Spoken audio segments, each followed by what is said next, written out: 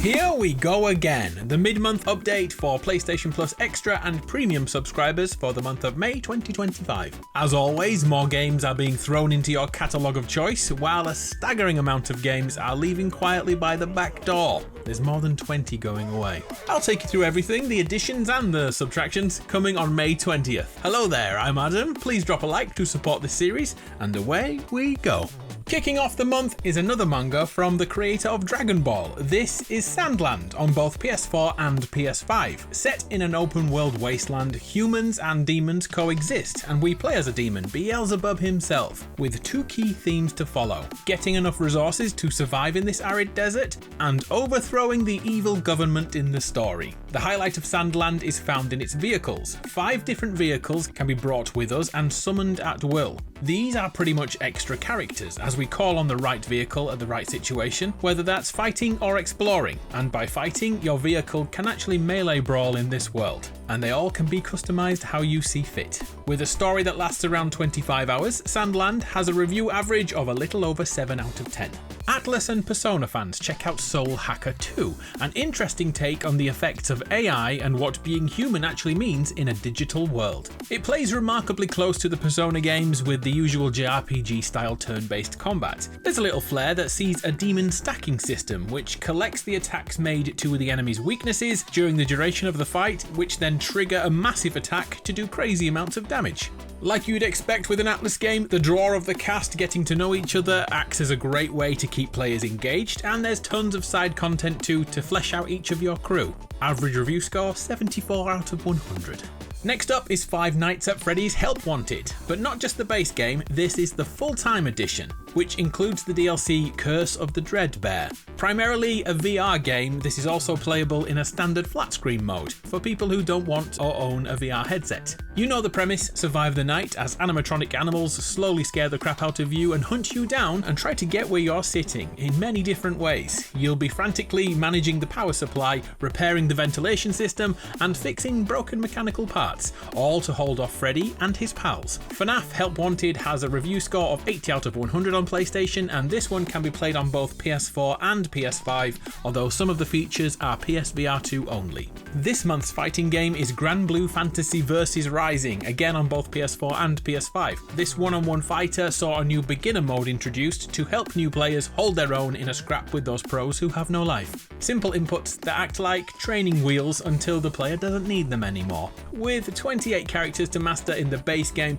there's a ton of playstyles to hone and perfect. The way Versus stands out from the other fighters is through a bravery system, which essentially has us collecting points during a brawl and spending them on super abilities, which can decimate opponents. Granblue Fantasy vs Rising has a Metacritic score of 81 out of 100. Another month and another Battlefield game has dropped onto PS Plus Extra. This time it's back to World War II and Battlefield 5. The standard single-player campaign is here to try and tell meaningful stories from back then, and then the major part is online multiplayer with both small and large-scale wars to play out. Battlefield 5 also has a Battle Royale mode, Firestorm, in which a wall of fire pushes players together to be the last one standing. Average review score 73%. Next, not 1, not 2, but 3 Stalker games in the Legends of the Zone trilogy. That's Stalker Call of Pripyat, Stalker Clear Sky, and Stalker Shadow of Chernobyl. The much adored open world survival game that has been updated for a new audience. We somehow are the only survivor on a truck, but lack complete memory of what happened. We are then given a name and must track them down. The thing is, the world here is absolutely desolate, the feeling of isolation is constant, and danger is potentially around every corner. It's tense, it slowly builds into a horror game where friendly faces aren't common. Of the 3 games, I'd recommend Shadow of Chernobyl, which has an 82 out of 100 score on Metacritic. This month's strategy game is Humankind. It's another 4X game, meaning explore, expand, exploit, and exterminate. So essentially, we start with a civilization and must rapidly upgrade them culturally and economically and technologically before preparing them to go to war with other players or other AI civilizations. That That said, military supremacy isn't the only option. Peace can be kept if you so want it to, but I've never met a player who plays 4X games who doesn't want to go toe-to-toe with the enemies. Humankind has a current score of 77 out of 100. Next, another tactical game, but much more fantasy-based. This is Gloomhaven Mercenary Edition. Originally a board game, it is now a video game, playing like a dungeon crawler with elements of deck building and other RPG systems. After making our team, we venture into a procedurally generated dungeon and pull cards in turn. Each card has two options, one at the top, one at the bottom, and then we must pick the top option of one card and the lower option on another card. Then we take it in turns to fight or evade the dungeon dwellers. With at least 100 hours needed for just the base campaign to be completed, this one could last a year. Average review score 82 out of 100. And finally on Extra this month, Story of Season: A Wonderful Life on PlayStation 5. A zen farming sim which is just as much about social interactions with your family as it is planting and harvesting. Once our characters have kids, the aging process begins, and alongside farm life we gradually grow old and the next generation take over. Each year of the game is split into 4 seasons that have tasks exclusive to that season, and it'll take 20 hours to complete a single year in game. So effectively, this game could last you a lifetime, especially your avatar in game. Story of Season: A Wonderful Life has a review score of a little over 6 out of 10.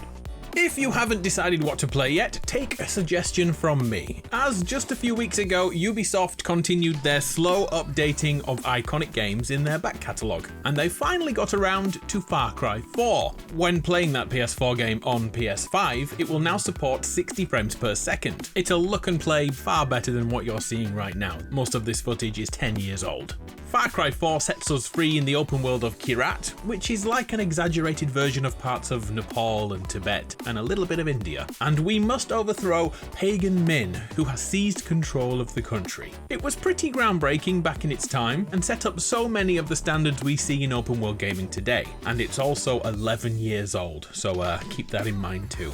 Far Cry 4 is finally a 60 FPS game on PlayStation.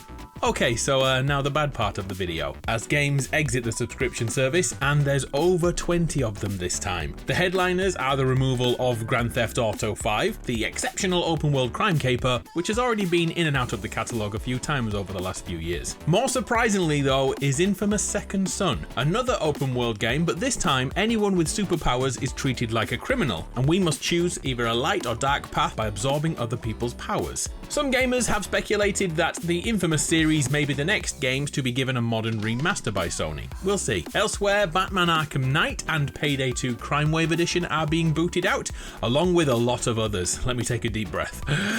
Resistance 1 and 2, The Sims 4 expansion, MotoGP, Synth Riders, Ghostbusters Ride of the Ghost Lord Before Your Eyes, The Walking Dead Saints and Sinners Chapter 1 and Chapter 2, Lego Marvel Superheroes 2, Stranded Alien Dawn, the Lego Movie 2 video game, Bloodstained Ritual of the Night, Journey to the Savage Planet, Portal Knight, a few different versions of the Ghost Runner game, Walkabout Mini Golf, and one of my favourite games of all time is leaving, Enter the Gungeon. All these games will vanish from your subscription on May 20th, so get your fill while you can.